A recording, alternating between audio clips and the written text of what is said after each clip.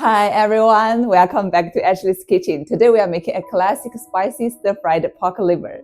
Look at this, tender, glossy, with that perfect kick of heat. It's one of those dishes that smells amazing and really gets your appetite going. First, prepare some aromatics.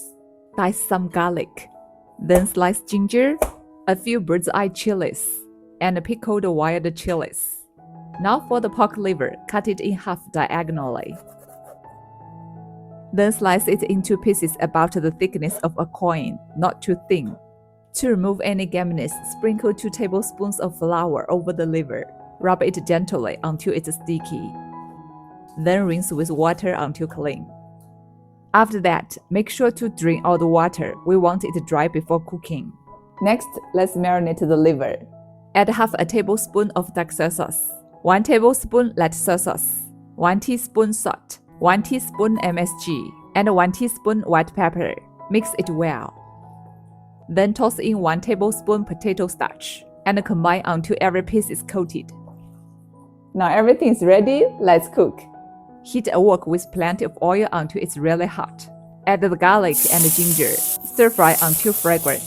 Then toss in the bird's eye chilies and the pickled wild chilies. Keep the heat high, we want all the aroma to explode.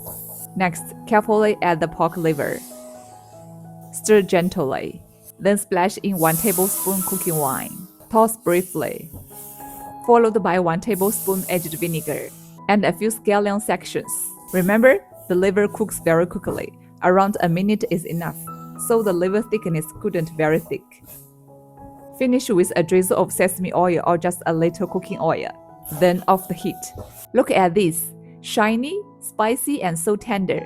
The liver is perfectly soft, never rubbery. Let me try one for you.